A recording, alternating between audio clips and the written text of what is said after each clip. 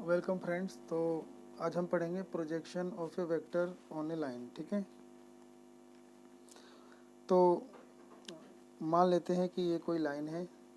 ठीक है, मान लेते हैं कोई लाइन है एल। ठीक है, एल एक डायरेक्टेड लाइन है जिसकी एक डायरेक्शन होती है। ठीक है, तो मान लेते हैं कि इसके ऊपर ऐसे कोई ए बी वेक्टर है। ठीक है, तो एक वेक्टर है ए बी। ठीक है, तो लेट कर लेते हैं ए बी वेक्टर है और ये एक इस डायरेक्टेड लाइन एल के साथ एक एंगल बना रहा है थीटा। ठीक है, एक एंगल बना रहा है थीटा, और ये जो एंगल है वो एंटी क्लॉकवाइज बना रहा है। याद रखेंगे, एंटी क्लॉकवाइज बना रहा है। ठीक है, तो हम projection of A B vector on L चाहते हैं। तो हम चाहते हैं projection of A B vector on L. ठीक है, तो ये अगर हम इस ए बी वेक्टर का इसका प्रोजेक्शन चाहते हैं एल पर, तो इसका ये मीनिंग होता है कि जैसे मान लो प्रोजेक्टर होता है ना, प्रोजेक्टर क्या करता है, ऐसे सीधी लाइट मारता है। ठीक है, ऐसे मतलब प्रोजेक्टर जो होता है स्क्रीन पे सीधी लाइट मारता है। तो मान लो यहाँ ऊपर कोई सूर्य भगवान है, मतलब सूर्य है। ठीक है, तो वो सूर्य है और ये कोई मतलब, ठीक है, ये कोई मान लो डंडी है।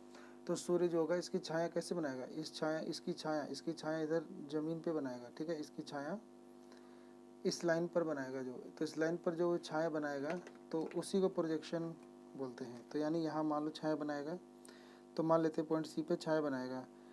तो ये जो ए सी है हम इसको पी वेक्टर से डिनोट करते हैं। तो projection of A V vector on L is a vector. तो प्रोजेक्शन भी एक वेक्टर होता है, उसे हम पी वेक्टर कहते हैं। ठीक है, और जो पी वेक्टर होता है तो यानी जो ए सी वेक्टर होता है, ठीक है, या इसे हम पी वेक्टर कह रहे हैं। तो ये जो पी वेक्टर होता है इसका जो मैग्नीट्यूड होता है, ठीक है, इसका जो मतलब ये मैग्नीट्यूड होता है, ये होता है आपका ए बी वेक्टर का मैग्नीट्यूड, यानी इस वेक्टर का मैग्नीट्यूड, और मल्टीप्लाई कोस थीटा का मैग्नीट्यूड होता है। ठीक है,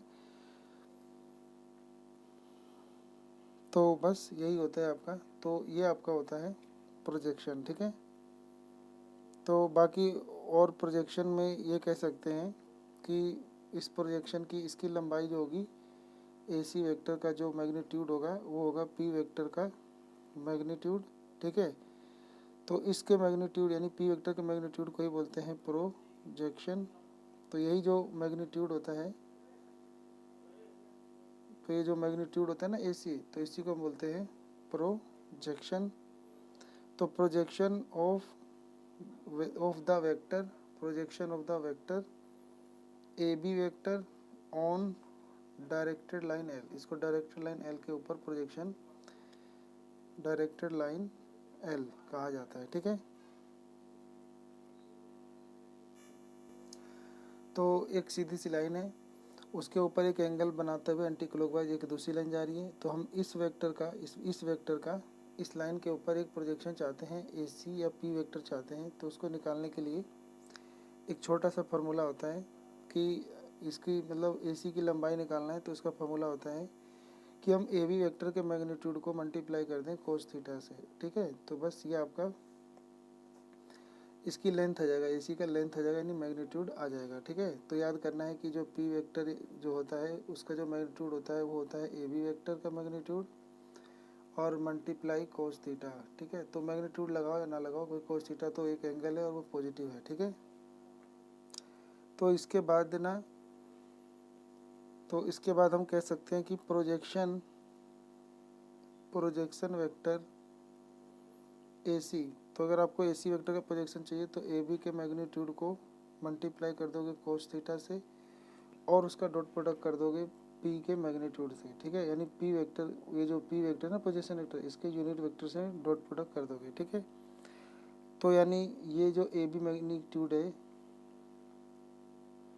इसको हम कह सकते हैं कि हम यूँ कहते हैं, देखो प्रोजेक्शन,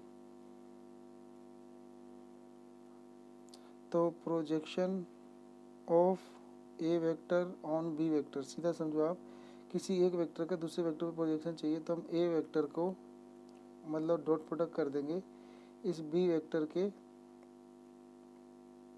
उससे, यूनिट वेक्टर से, यानी ए वेक्टर को, अब हम यूनिट वेक्टर जानते हैं कैसे लिखते हैं, तो उस वेक्टर को उसके वेक्टर के मैग्नीट्यूड से डिवाइड कर देते हैं, ठीक है। आपको बताया था ना ए वेक्टर का मैग्नीट्यूड कैसे निकालते हैं, तो मतलब यूनिट वेक्टर कैसे निकालते हैं, तो उस वेक्टर को उसी के मैग्नीट्यूड से डिवाइड कर देते हैं। तो यहाँ पर हम ना किसी वेक्टर को अगर हम दूसरे वेक्टर के यूनिट वेक्टर से डॉट प्रोडक्ट कर दें तो वो आपको प्रोजेक्शन देता है, ठीक है। तो ए वेक्टर का डॉट प्रोडक्ट कर देंगे बी वेक्टर से और डिवाइड दे देंगे बी वेक्टर के मैग्नीट्यूड से, ठीक है। तो इसका सूत्र ये वाला यहाँ लगा देंगे, ठीक है। तो इस सूत्र से जो है आप जो है प्रोजेक्शन निकाल सकते हो, ठीक है। तो अगर मान लो, तो जब इसे आप सोल्व करोगे तो ये आपको क्या देगा, ये एक आपको स्केलर नंबर देगा, ठीक है। तो इसे हम स्केलर नंबर को हम कह सकते हैं कि ये पी वेक्टर का मैग्नीट्यूड ही देगा, ठीक है। अगर हम इस पी वेक्टर के मैग्नीट्यूड को दोबारा अगर हम इस पी वेक्टर के यूनिट वेक्टर से मल्टीप्लाई कर दें तो ये बन जाएगा आपका प्रोजेक्शन वेक्टर, ठीक है। तो प्रोजेक्शन वेक्टर अगर कहेगा तो इस पी वेक्टर को, इसके मैग्नीट्यूड को इसके यूनिट वेक्टर से डॉट प्रोडक्ट कर देंगे तो ये आपका प्रोजेक्शन आ जाएगा। या फिर आप ये याद कर लो, ए वेक्टर डॉट बी वेक्टर, ठीक है, इसको हम डॉट प्रोडक्ट कर देंगे बी कैप से, ठीक है। तो ये आपको याद करना है, ठीक है। चलो फिर एक और आसान भाषा में आपको समझाते हैं, ठीक है। तो ऑब्जर्वेशन से हम देख लेते हैं कि मान लेते हैं कि ये वो लाइन एल था, ये ए वेक्टर था और ये इसके ऊपर प्रोजेक्शन बना रहा है पी, ठीक है। तो मान लो पी कैप बना रहा है, ठीक है। तो ये जो पी कैप है ना, ये यूनिट वेक्टर है, इसके ऊपर इस लाइन के ऊपर एक यूनिट वेक्टर है, ठीक है। तो अगर हम चाहते हैं projection of a vector A vector on the line L, हम लाइन एल पे चाहते हैं तो वो ऐसे निकाल सकते हैं कि हम ए वेक्टर को डॉट प्रोडक्ट कर देंगे पी के मैग्नीट्यूड से, ठीक है। या फिर हम कह सकते हैं कि ए वेक्टर डॉट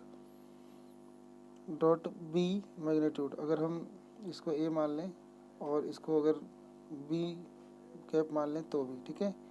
तो हम इसको यूँ भी कह सकते हैं ए वेक्टर डॉट बी वेक्टर, और ये यूनिट वेक्टर है तो इसको डिवाइड दे देंगे बी वेक्टर को उसके मैग्नीट्यूड से डिवाइड कर देंगे। इनको आप मल्टीप्लाई करोगे तो आपको मिलेगा ए वेक्टर डॉट बी वेक्टर और डिवाइड में बी वेक्टर का मैग्नीट्यूड, ठीक है। इसमें भी 2-3 कंडीशन है। अगर मान लो थीटा अगर 0 हो जाता है, ठीक है, तो प्रोजेक्शन ऑफ ए बी, मान लो इनका एंगल थीटा यानी 0 हो गया तो A B, projection of A B will be A B, तो प्रोजेक्शन ऑफ ए बी ही क्या होगा, विल बी ए बी। तो यानी प्रोजेक्शन एक आपको स्केलर क्वांटिटी देगा, ठीक है, ये आपको याद रखना है। और अगर मान लो थीटा अगर पाई है तो पाई होने पे ये जो प्रोजेक्शन है ये इस वेक्टर का, मान लो ए वेक्टर है, इसका हमें प्रोजेक्शन चाहिए और इनके बीच में एंगल, ए और बी के बीच में एंगल, ये मान लो बी वेक्टर है और ये ए वेक्टर है, तो ए वेक्टर और बी वेक्टर के बीच का जो एंगल है वो पाई हो गया, यानी 180 हो गया। तो पाई हो जाएगा तो क्या होगा, तो फिर ए बी वेक्टर, तो जो projection vector of A B vector होगा विल बी उल्टा हो जाएगा, बी ए हो जाएगा, ठीक है। तो मान लो ये ए बी था तो उसका उल्टा, तो प्रोजेक्शन वेक्टर ए बी चाहिए था आपको, यानी सॉरी इधर से ए बी चाहिए था तो इसका प्रोजेक्शन वेक्टर ए बी का उल्टा हो जाएगा, मतलब बी ए हो जाएगा, ठीक है। तो ये आपको ध्यान रखना है। अब एक चीज़ और ध्यान रखना है कि मान लो थीटा अगर पाई/2 है, यानी इनके बीच में एंगल मतलब 90 है या 3 पाई/2 है जो कि 270 डिग्री होता है, तो फिर आपका जो प्रोजेक्शन है वो ये दोनों एक दूसरे पे परपेंडिकुलर हो जाएंगे और परपेंडिकुलर हो जाएंगे तो कोस 90 जीरो हो जाएगा, तो इसीलिए तो प्रोजेक्शन ऑफ ए बी 0 हो जाएगा। तो आपको याद रखना है projection vector of A B will be 0 vector, तो आपको 0 वेक्टर हो जाएगा, ठीक है।